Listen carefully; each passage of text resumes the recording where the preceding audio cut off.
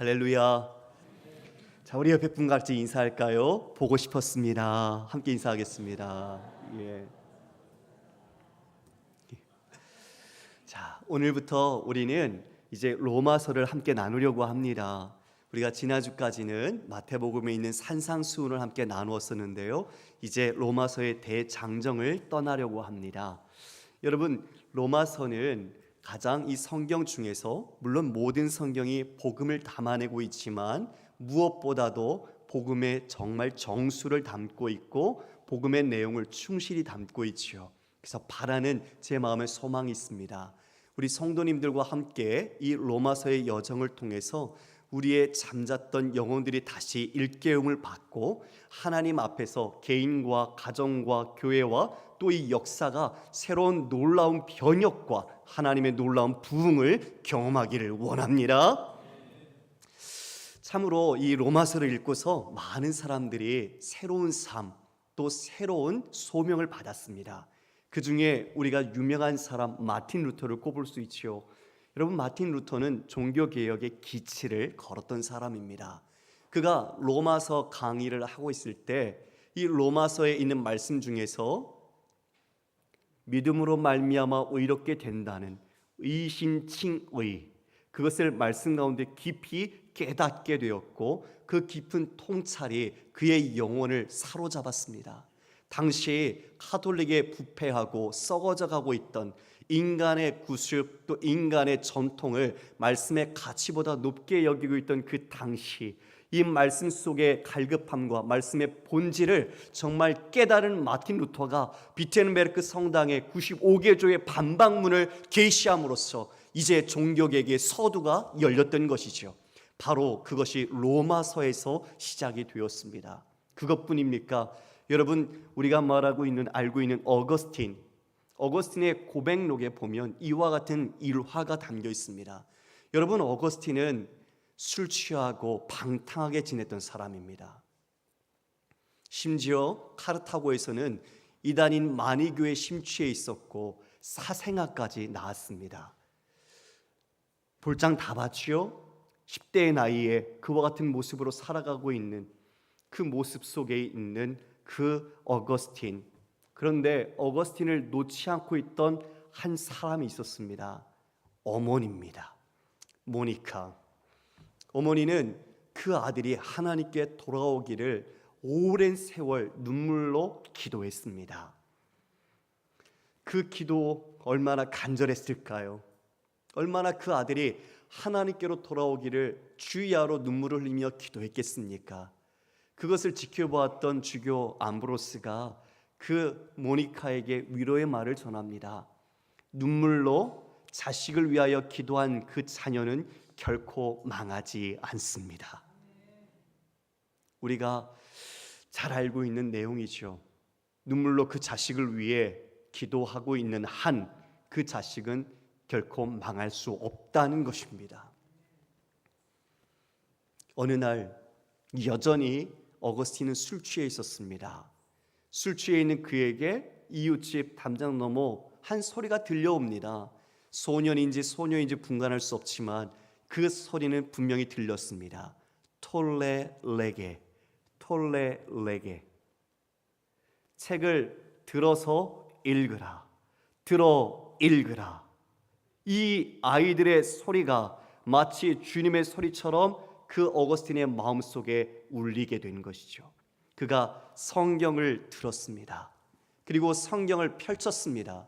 그리고 성경의 한 문장 한 문장 그 구절에 자신의 눈을 고정시켰습니다. 바로 그것이 로마서 13장 11절로 14절까지의 말씀입니다. 우리가 함께 읽겠습니다. 시작. 또한 너희가 이 시기를 알거니와 자다가 깰 때가 벌써 되었으니 이는 이제 우리의 구원이 처음 믿을 때보다 가까웠습니다. 밤이 깊고 낮이 가까웠으니 그러므로 우리가 어둠의 일을 벗고 빛의 갑옷을 입자. 낮에와 같이 단정히 행하고 방탕하거나 술 취하지 말며 음란하거나 호색하지 말며 다투거나 시기하지 말고 오직 주 예수 그리스도로 옷 입고 정력을 위하여 육신의 일을 도모하지 말라. 이 넉절의 말씀을 읽은 어거스틴은 그 마음속에 큰 울림과 떨림이 다가왔습니다. 자신이 방탕하게 살았던 그 모든 삶이 이 말씀 속에서 주님의 역사하심으로 일순간 그 모든 것이 변하여 주님을 따르는 믿음의 삶이 된 것입니다.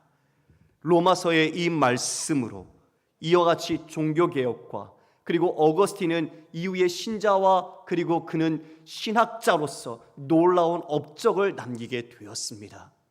자신의 참회록에서 이와 같은 내용을 고백하는 이유가 무엇이겠습니까? 복음이야말로, 진짜 말씀이야말로 얼마나 우리의 영혼을 꿰뚫는 본질을 갖고 있으며 말씀이 그 무엇보다 중요하다는 본질적인 가치를 우리에게 말해주는 것이겠죠. 그들의 일생이 아니라 그들을 통하여 하나님은 이 종교 신앙의 역사 속에서 수많은 일들을 이루어 가셨습니다. 마틴 루터, 어거스틴, 존 칼뱅, 그를 이어 많은 신학자들이 이와 같이 로마서의 복음의 정수를 맛보고 그 말씀의 본질을 알고서 그들의 모든 영혼이, 그들의 모든 삶이, 그들의 모든 역사가 이와 같이 새로운 물결 속에서 하나님을 향하여 함께 흘러갔던 것입니다. 성도 여러분, 마음속에 내심 하나님께 기도합니다. 이 로마서의 말씀을 나누는 우리 모두가 지금보다 더 하나님의 복음의 앞으로, 그리고 주님의 우리를 향하신 그 사랑과 은혜 앞으로 우리가 그 안에 온전히 나아가 내 삶이 하나님께 붙들림 바 되고 하나님의 놀라운 복음의 역사가 내 삶의 복음의 능력으로 나타나서 우리 모두 한 분 한 분을 통해 놀라운 주님의 일하심, 살아 역사하시는 하나님이 증거되기를 주님의 이름으로 축복합니다. 오늘은 첫 시간이기에 로마서 우리가 서론 이야기를 나누려고 합니다. 일부 예배 때 열심히 달렸는데 1절밖에 못 끝냈습니다. 오늘 끝낸 데까지 가보겠습니다. 예, 바울, 여러분, 우리 로마서 저자가 바울입니다. 바울이 어떤 사람입니까? 바울, 여러분 아시는 것처럼 위대한, 우리가 신앙의 이 성경을 많이 쓴 사람이죠. 그리고 바울은 베냐민 지파였고 그리고 가말리엘 문화에서 수확한 엘리트였습니다. 그 가말리엘 문화는 1년에 3명에서 4명의 제자밖에 뽑지 않았다고 그래요. 그런데 그 자격이 토라를 전부 토시 하나 틀리지 않고 외우는 사람이어야 했습니다. 13살 미만에, 그러니까 대단한 노력을 해야 그것을 이룰 수 있었겠죠. 13살 이하에 이미 이 토라를 달달달 외워서 틀리지 않을 정도로 암송을 해야 하는 사람, 그 가운데 3명과 4명을 뽑아서 가리킨 겁니다. 그러니 웬만한 사람은 들어갈 수가 없었죠. 거기에 바울이 들어간 겁니다. 바울이 하나님에 대한 열심이 있었습니다. 그런데 그 열심이 어떤 방향으로 흘러갑니까? 여러분, 스데반 집사를 돌로 쳐서 죽일 자리에 사람들이 겉옷을 벗어서 이 바울 앞에 놓았습니다. 그때는 사울이었죠. 여러분, 그것은 그 모든 것을 책임진다는 겁니다. 겉옷은 전담 잡힐 만큼 그 당시엔 중요한 물건이었습니다. 이것을 그 사람에게 맡기는 것은 그 사람이 그 모든 스데반의 순교 현장의 책임이고 가장 신뢰받을 수 있는 사람이라는 것을 말해주는 거죠. 사울이 그러한 모습이었어요. 또 심지어 체포영장 받아서 다메섹에 있는 예수를 믿는 사람들을 체포하고 그들에게 박해를 구하기 위해 가지 않았습니까? 그런데 그렇게 가다가 하나님께서 보내신 예수 그리스도, 바로 부활하신 예수 그리스도를 다메섹 도상에서 만났습니다. 강한 빛이 그에게 내려쬐었습니다. 그리고 음성이 들렸습니다. 사울아, 사울아, 내가 왜 나를 박해하느냐라는 음성을 듣게 되었는 거죠. 예수 그리스도를 믿는 사람 그리고 교회를 박해했는데 구주께서는 자신을 박해했다고 말씀하십니다. 여러분, 그 바울이 눈에 비닐이 씌워졌습니다. 그리고 나중에 비닐이 벗겨진 것을 경험하게 됩니다. 무엇을 상징하겠습니까? 그 전에는 보는 줄 알았어요. 그 전에는 아는 줄 알았어요. 여러분, 우리도 지금 그 단계에 있는 분이 여기 있지 않을까요? 교회에 출석을 하지만 세례도 받았어요. 그리고 예배도 잘 드려요. 그렇지만 진짜 예수를 만나지 못하면 하나님에 대한 열심이 오히려 그릇된 모습으로 나타나는 것이죠. 진짜 예수를 인격적으로 만나야 그 예수님을 통해 내 인생이 변화되고 내 영혼이 변화되고 진짜 생명을 얻게 된다는 것을 바울은 다메섹 도상에서 부활의 주님을 만난 뒤에 진짜 경천동지할 자신의 신앙과 인식의 세계의 변화를 경험했던 겁니다. 여러분, 바울이 그 뒤에 예수님을 따릅니다. 정말 그 모든 자신이 아끼던 것을 배설물처럼 버리고 예수님을 따릅니다. 미쳐서 그렇습니까? 아니죠. 진짜를 알면 가짜의 마음을 두지 않는 겁니다. 할렐루야. 복음, 그 위대한 가치, 그리고 예수, 우리의 진정한 메시아를 만난 자는 그 인생의 다른 것을 자신의 진짜요 주인으로 삼지 않습니다. 이제 바울은 그 믿음의 길을 오직 예수 그리스도 안에서 걸어가기 시작한 것이죠.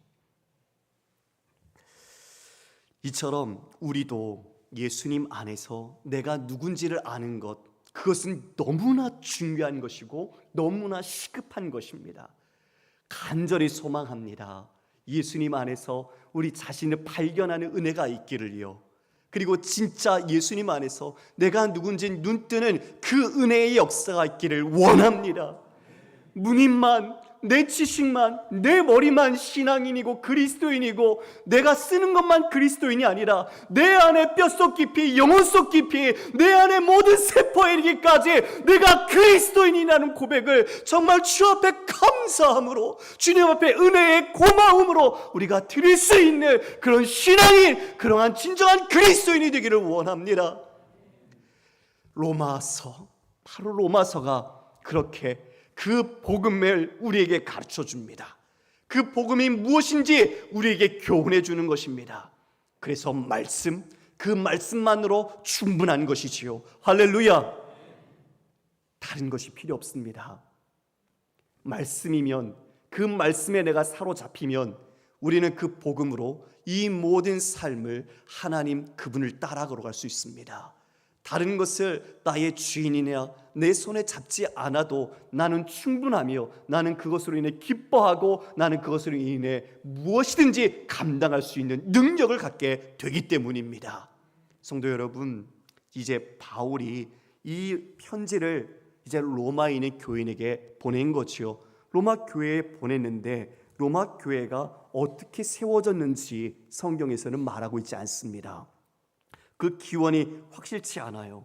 그러나 베드로가 헤롯 아그리빠의 핍박을 받을 때 로마에 가서 복음을 전했다라는 일설이 있습니다. 그런데 그건 어디까지나 신뢰할 수 없는 내용입니다. 왜냐하면 바울은 자신의 같은 사도들이 복음을 전한 텃밭에 자신은 그것을 자신의 터전으로 삼지 않았기 때문입니다. 그래서 베드로의 이런 이야기는 있지만 바울은 지금 이 로마 교회에, 제가 보기에도 학자들은 이야기하기를 오순절에 그 예루살렘을 찾았던 이방인들이 제자들이 복음을 전한 것을 듣고 그와 같이 로마로 돌아가서 교회를 세웠다라고 이야기를 합니다. 그곳에서 듣던, 다른 곳에서 복음을 듣던, 복음을 들었던 사람들이 더 이상 가만히 있을 수 없고 그 복음을 전해야 하기에 자신이 돌아간 로마의 교회 공동체를 세워서 함께 모임을 갖게 된 것이 로마 교회의 태동이라고 여겨집니다. 로마서 기록은 고린도에서 바울이 썼습니다. 그리고 57년경 기록된 것으로 추정이 됩니다. 여러분, 에베소에서 3년간 바울이 있다가 그곳을 떠나서 그 다음 마게도냐와 아가야 지역에 자신이 함께 세웠던 복음의 선교지들을 돌아보았습니다.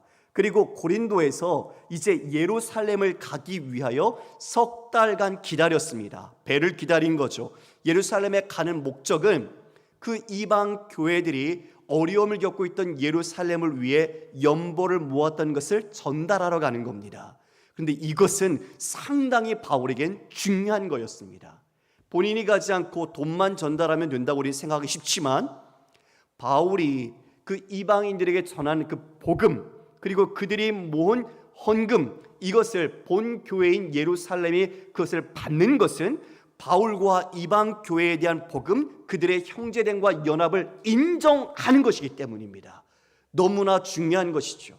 만약 그들이 그것을 거부한다면 바울은 상당한 어려움을 겪을 수 있었습니다. 그런데 이와 같이 예루살렘을 가기 위하여 자신이 기도하며 그리고 기도하고 있던 그때에 로마서를 기록한 겁니다. 이유가 있습니다. 예루살렘을 갔다가 바울의 소망이 있었는데, 그는 서바나 지역, 지금의 스페인입니다. 스페인에 복음을 전하러 가고 싶어 했습니다. 그런데 그것을 위해 기도를 요청하고 또한 필요한 그런 물질과 후원을 받기 위해서 로마 교인들에게 도움을 요청하고 싶었던 것이죠. 그래서 로마에 가기 전에 자신이 로마에 있는 성도들과의 교류가 없고 그들도 바울을 알지 못하기 때문에 바울이 자신을 소개하고 또 자신이 갖고 있는 그 복음의 모든 내용을 기록해서 서신으로 먼저 보낸 겁니다. 그래서 이 로마서가 기록된 것이죠. 여러분, 당시 로마는 정치적으로 종교적으로 상당히 혼란스러웠습니다. 당시 41년에 로마 황제 클라우디오는 칙령을 먼저 발표했지요.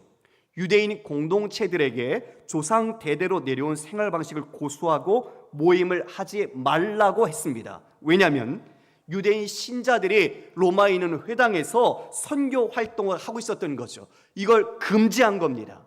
그런데 이 칙령을 발표했음에도 계속 진행이 돼서 49년에 8년 뒤 49년에는 아예 그 로마에 있던 유대교 유대인 기독 신자들을 다 추방해 버립니다. 이때 우리가 알고 있는 브리스길라와 아굴라도 추방을 당했죠. 그와 관련해서 수에토니우스의 글에 글라우디오가 외국 태생 사람들에게 취한 조처들에 말하면서 유대인들이 크레스투스, 그리스도죠, 예수님을 메시아라고 전파한 유대인들의 신자들의 선교 활동으로 끊임없이 소동이 일어났기에 유대인들을 로마에서 추방한 기록이 있다라고 말하고 있습니다. 이 클라우디오가 이렇게 49년에 칙령을 발표해서 유대교 기독 신자들이 떠났습니다. 유대 기독 신자들이 로마에서 떠나게 된 거죠. 그리고 난 뒤에 이 클라우디오는 암살을 당합니다. 그리고 네로가 즉위를 하게 되죠. 네로는 처음에 아주 유화 정책을 폈습니다. 그래서 그때 다시 떠났던 사람들이 돌아오기 시작합니다. 지금 이 로마서를 쓸 때 49년 추방되기 이전에는 그 로마에 있는 교회 공동체는 대부분이 유대 기독교인들이었습니다. 그런데 지금 7년 정도가 지나서 돌아와 보니 그 로마에 있는 교회 공동체의 다수를 누가 차지하고 있습니까? 이방인 기독교인들이 차지하고 있는 거예요. 그러니까 유대 기독교인들과 이방 기독교인들 안에 이 교회 안에서 헤게모니의 논쟁이 일어났습니다.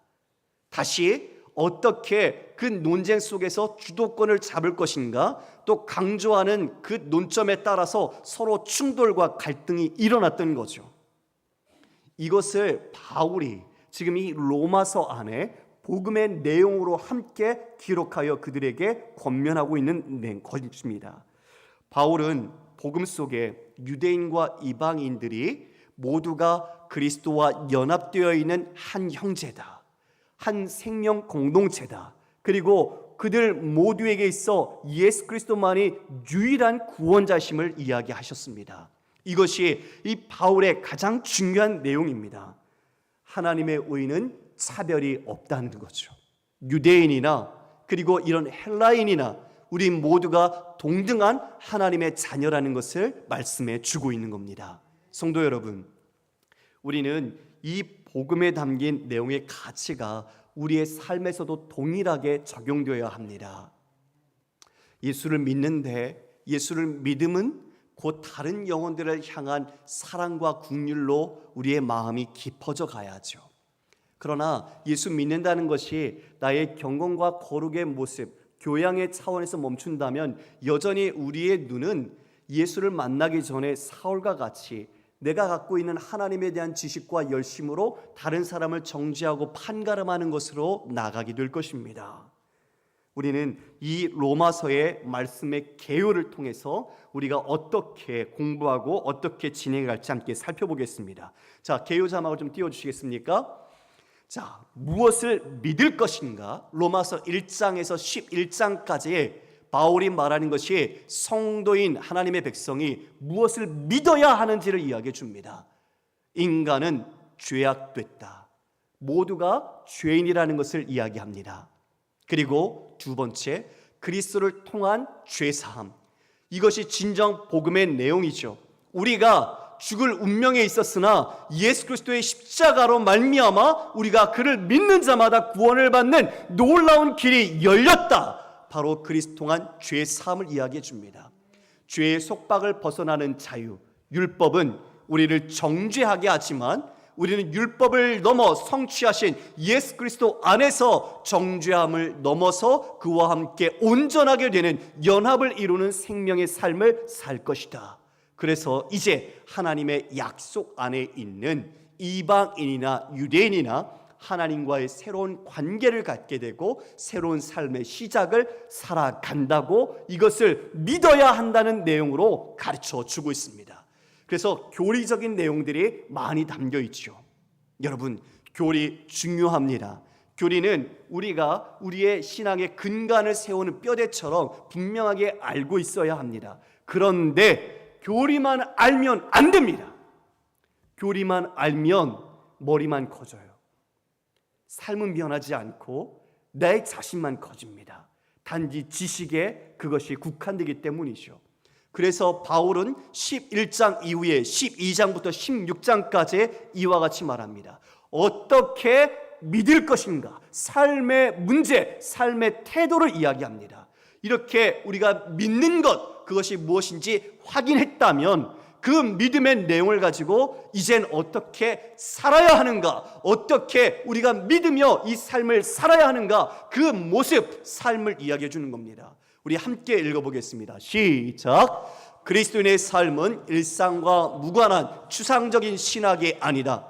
매일 우리가 어떻게 행동할 것인지 선택하는 데 영향을 미친다. 단순히 복음을 아는 것으로 부족하며 복음이 우리 삶을 변화시키고 하나님이 삶의 모든 곳에 영향을 미치게 해야 한다. 예, 여러분, 복음, 지금 믿을 것인가에 대한 내용 속에서 추상적인 신학이 아니라고 했습니다. 그러면 이것은 실제적인 우리의 삶의 행동 지침과 우리의 삶의 윤리가 되어야 하죠. 예수님을 믿는데 예전처럼 똑같이 여전히 죄를 짓습니다. 여러분, 예를 들겠습니다. 살인죄를 저지르고 이제 사형을 언도받은 사람이 있습니다. 그 사람에게 희망이 있을까요? 그 사람에게 마지막을 앞두고 가장 좋은 옷을 입히고 가장 맛있는 음식을 주어서 그 사람에게 그것이 위로가 될까요? 여러분 어떻게 생각합니까? 이제 사형을 받게 되면 모든 것이 의미가 없지 않습니까? 생명보다 더 중요한 것은 없습니다. 바로 그 자리가 우리의 자리였어요. 생명이 잃어버린 자리, 하나님과의 언약 관계가 깨어지고 죄인으로서 이제 사망의 언도 속에서 우리는 죽을 운명 속에 처해 있는 바로 현실이 우리 처지였단 말입니다. 그런데 주님이 우리를 대신해서 예수님께 그 모든 죄값을 대신 지시고 우리를 영원한 생명으로 건져내셨어요. 그러면 여러분, 건져냈으면 우리가 예전처럼 똑같이 죄짓고 똑같이 악행을 하고 똑같이 사람을 죽이는 삶으로 산다면 그것이 진짜 용서받은 복음의 가치를 아는 자의 삶입니까? 아니죠. 아니죠. 주님은 그래서 그렇게 두지 않으십니다. 주님은 예수, 그 백성을 구원할 자, 자기 주에서 구원할 자는 이름과 더불어 예수님은 다른 이름을 갖고 계십니다. 무엇이죠? 그 이름을 임마누엘이라 하라. 임마누엘, 떠나지 않고 하나님이 우리와 함께 하시는 겁니다. 하나님께서 선택하신 사람, 그와 같이 복음으로 구원의 생명을 받은 사람을 하나님은 떠나지 않고 이제 예전의 죄의 자리에서 다시 개가 토한 것을 먹든 후탕물에서 있는 것이 아니라 죄와 싸워 이기게 하시고 죄와 맞서 이제 믿음의 승리를 나갈 수 있는 하나님의 거룩한 자녀로 만들어 가신다는 것이죠. 이것이 진짜 은혜입니다. 그런데 우리는 복음을 받아서 내가 영원한 생명을 얻었다, 거기에 안주하려고 합니다. 복음을 내 개인을 위한 이익의 착취로 생각합니다. 아니요, 하나님께서 그 아들 예수 그리스도를 이와 같이 십자가에 달려 우리를 살리심은 우리 모두가 우리 자신이 하나님의 백성 될 뿐만 아니라 이 땅에 있는 그 수많은 사람들에게도 주님의 복음의 가치, 예수 그리스도의 십자가의 그 은혜를 증거하라고 우리를 구원하여 주신 것입니다. 할렐루야! 이것이 삶의 가치로 드러나야 합니다. 바울이 그것을 강조하는 겁니다. 교리로만 알지 말라는 거죠. 판가름하지 말라는 거죠. 내가 믿음이 있노라 하지만 그 믿음이 바리새인과 서기관처럼 다른 사람을 정죄하고 내 자신의 지식이 있으므로 나를 높이는 그런 믿음이 아니라 오히려 낮은 곳으로 가고 섬기고 그리고 주님처럼 좁은 길과 십자가의 길로 가서 그 복음으로 살라는 것입니다. 이것이 로마서가 후반부에 우리에게 가르치고 교훈하는 내용입니다. 여러분, 우리는 지금 어디에 서 있을까요? 여러분, 지금 예수 믿고 여러분이 신앙생활한 지 어느 정도 시간이 흘렀습니까? 여러분의 믿음은 정말 어떤 상황에 머물러 계십니까? 주님은 여러분을 하나님의 백성으로서 살아가도록 이끌어 가시길 원합니다. 그것이 단지 영원한 생명을 얻은 것으로 끝나는 것이 아니라 내 삶의 작은 몸부림이지만 그 믿음과 말씀을 지키는 그 작은 몸부림으로 많은 세상의 사람들이 돈으로, 권력으로, 명예로 안 되는 것이 있다는 것을 보게 하고 그것이 없어도 하나님께서 이루신다는 것을 보게 하는 믿음의 역사를 증거하길 원하시는 겁니다. 제가 신대원 때 전도 실습을 한 적이 있습니다. 전도에 대한 내용들을 배우죠. 저희 전도학교처럼 전도를 어떻게 하라 이런 내용을 배웁니다. 그런데 그 배운 것과 현장에 나가는 건 천지차이입니다. 나가잖아요. 그러면 여러분이 지금도 말씀을 배웠고 복음을 압니다. 그런데 다른 사람들을 만났을 때 입이 떨어지는가? 입을 열어 예수를, 복음을, 그리고 그 생명을 전할 수 있는가 물어보십시오. 그것이 여러분 안에 복음이 어떻게 역사하는지 기준이 될 것입니다. 저도 떨렸습니다. 소를 키우시는 분을 만나는데 너무나 험상궂게 생기고 그리고 바쁘신 거예요. 말도 못 붙이겠어요. 그런데 믿음의 용기를 냈죠. 왜요? 내가 아니면 어쩌면 저분이 복음을 듣지 못할 수도 있겠다. 그래서 용기를 냈습니다.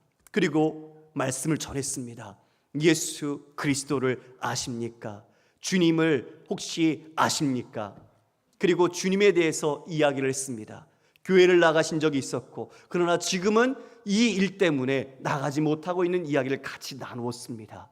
성도 여러분, 우리의 복음은 벙어리 복음이 아닙니다. 우리의 온 삶으로 외쳐야 하고 드러내야 하고 증거하라고 우리에게 맡기신 생명과 같은 복음입니다.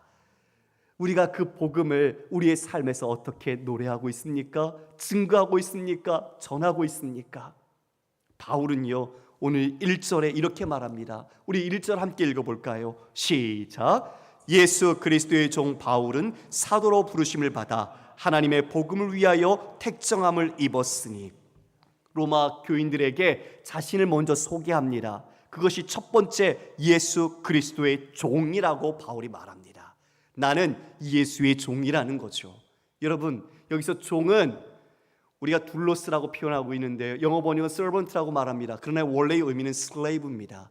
로마는 수많은 노예들이 그 안에서 일을 하고 있었고 그 기간에 그 모든 노동을 감당하고 있던 사람들이 노예였습니다. 그러니까 이 편지를 받는 로마의 교인들은 노예의 천미 신분과 그들의 일의 비참함을 너무나 잘 알고 있어요. 그래서 그들의 꿈은 뭐예요? 자유자가 되는 겁니다. 로마 시민권자, 그래서 떳떳하게 자신의 뜻대로 살아가는 것이 그들의 꿈이었을지 몰라요. 그런데 서두에 바울은 나는 예수의 종 노예다 이렇게 말하는 거죠. 충격 아닐까요? 우리는 잘 살아보려고 예수 믿는데 어쩌면 우리는 정말 예수로 이 세상에 형통한 길 가고 싶어 하는데 아니죠. 나는 예수 때문에 망하려고 합니다. 이렇게 말하는 거예요. 정말 예수 잘 믿어서 망하는 교회가 있어야 합니다. 복음 때문에 복음 지키다가 정말 어려움을 겪는 교회들이 많아져야 합니다. 이 세상과 타협해서는 안 됩니다. 여러분, 이 종, 이 슬레이브라는 이 단어는 히브리에서 이 종의 개념은요, 6년 동안 자신이 종으로 일하다가 7년째가 되면 이제 그 종이 자유함을 얻습니다. 그런데 그때 그 집주인과 그 사람들을 사랑할 때 스스로 종이 되고자 결심할 때 이 귀에 송곳으로 구멍을 뚫습니다. 그러면 이 표시는 뭘까요? 내가 자유를 얻을 수 있으나 내 그 모든 자유를 사랑함으로써 이 종을 이 주인을 섬기는 노예가 되겠습니다라는 표시였습니다.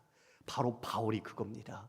바울은 그 복음의 가치와 자신을 살리신 그 생명을 자신은 그 너무나 감사하기 때문에 그것에 정말 자신은 그 모든 것에 사랑으로서 노예로서 이제 종노타는 자로 살겠다고 스스로 결정하고 결심한 것이죠.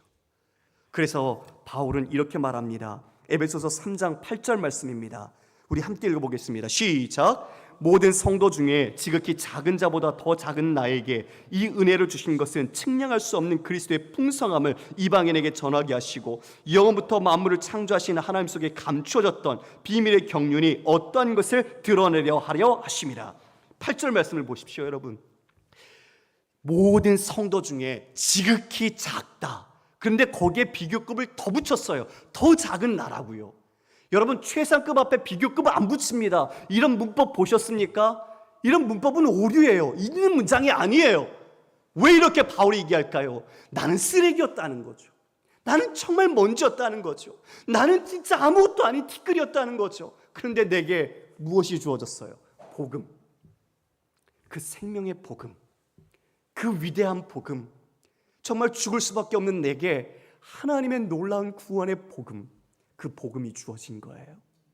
그걸 표현하고 싶은 거예요. 어떻게 내 자신과 복음의 가치를 서로 상대적으로 비교하면서 표현하고 싶은 거예요. 그러다 보니 나는 점점 작아지는 거죠. 그래서 가장 작은 자보다 더 작은 나에게 이렇게 말하는 겁니다. 여러분, 이게 우리여야지요. 내가 살았다고 증거하고 나를 드러내고 나를 다른 사람에게 인정받으려고 하는 게 아니라 우리는 복음의 가치만을 드러내는 그리스도인이 되어야 할 줄 믿습니다. 바울이 그렇게 사랑으로서 종 노릇하는 노예가 되기로 작정했습니다. 그리고 자신을 사도라고 표현합니다. 아포스톨로스, 보냄을 받은 자라는 뜻입니다. 여러분, 어디에서 보냄받았습니까? 사도권 논쟁에 늘 바울이 시달렸어요.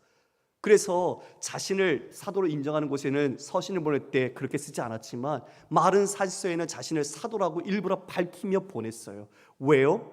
자신이 사도인 걸 증명하기 위해서가 아니라 자신이 전한 복음이 진짜라는 것, 그 복음이 훼손되지 않기 위해서 말하는 거예요.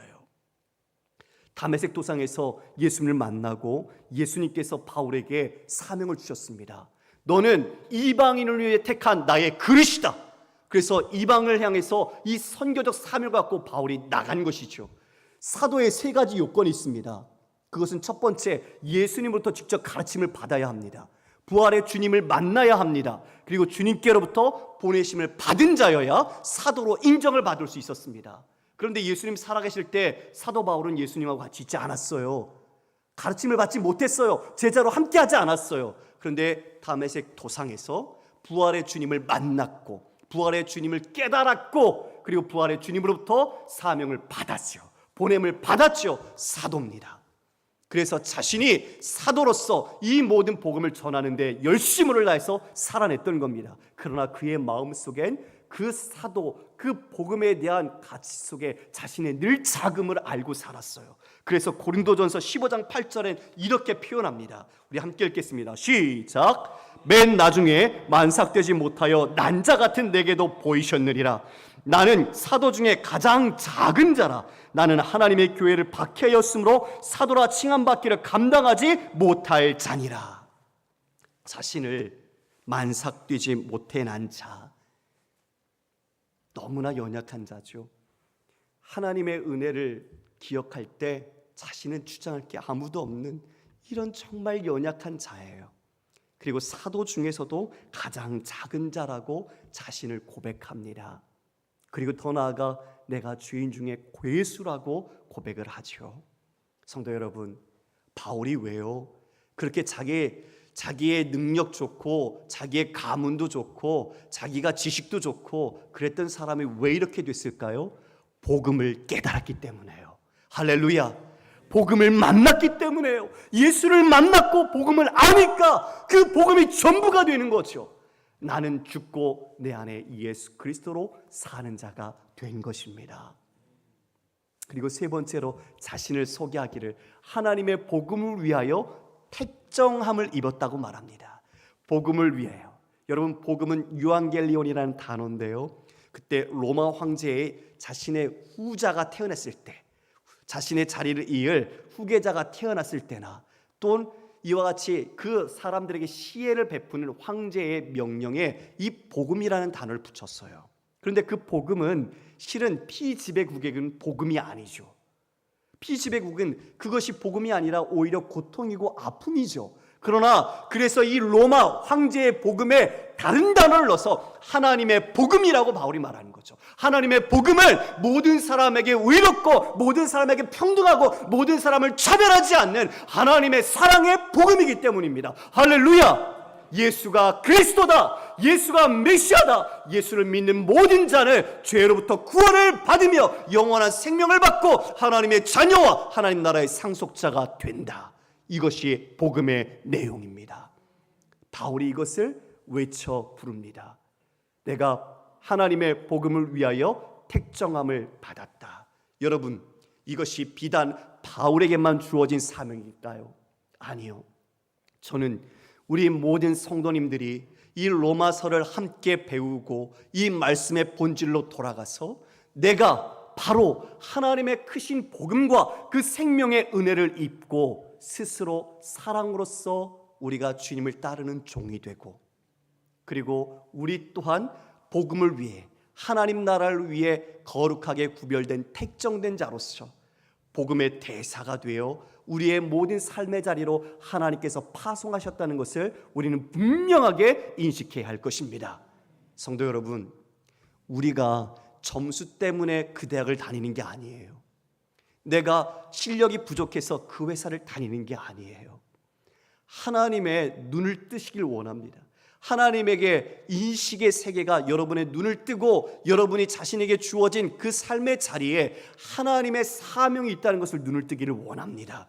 하나님은 여러분에게 그 자리에 뜻이 있어서 그 자리를 보내신 거예요. 원망하지 마십시오. 감사하십시오.